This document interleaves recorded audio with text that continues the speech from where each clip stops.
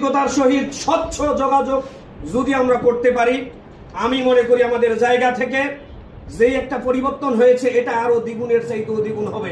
যদি আমরা মনে করি যে না ভোটার তো বলতেছে ভাই দাঁড়িপাল্লা, আমার জায়গা থেকে ওই যোগাযোগটা আমার কাছে নয়। আমার কথা হচ্ছে তাকে বাস্তব বিষয়টা আমাদেরকে কি করতে হবে, পর্যবেক্ষণ করে বাস্তব চিত্রটা তাদের কাছে দিতে হবে যে 54 বছরের এই রাজনীতি।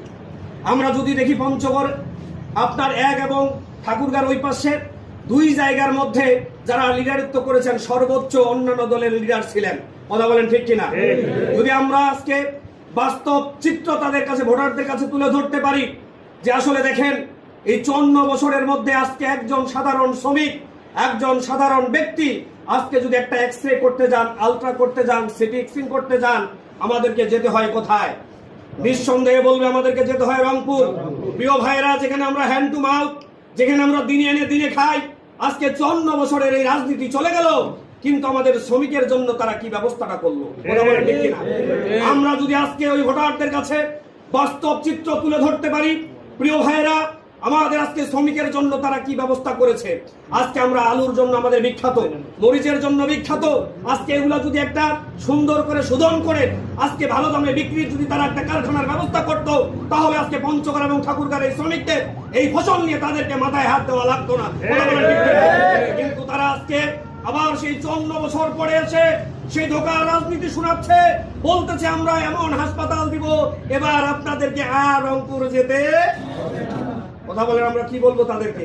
প্রিয় ভাইরা, তারা এই ধোঁকা দিয়ে দীর্ঘদিন ধরে শুধু তাদের জীবনের কল্যাণ হয়েছে, তাদের পরিবারের কল্যাণ হয়েছে, তাদের সন্তানদের কল্যাণ হয়েছে, কিন্তু এ জাতির অসহায় শ্রমিক বঞ্চিত মানুষের কোনো কল্যাণ তারা করতে।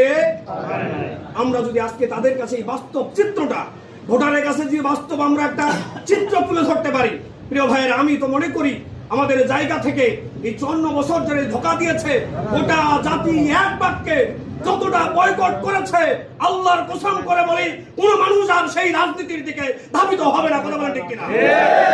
আমরা ওই যোগাযোগ করবো না, শুধু যাবো ভাই দাঁড়িপাল্লা, সালাম ভাই দাঁড়িপাল্লা কেন, তাদের মধ্যে প্রশ্ন আসবে।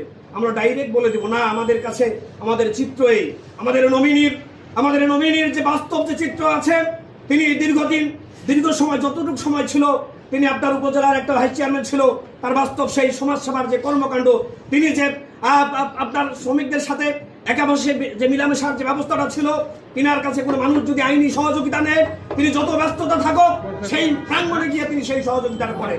তিনার সাথে যে সাধারণ ব্যক্তি গেলেও তিনি যেভাবে মানুষের সাথে মিশে এই ব্যবস্থাপনা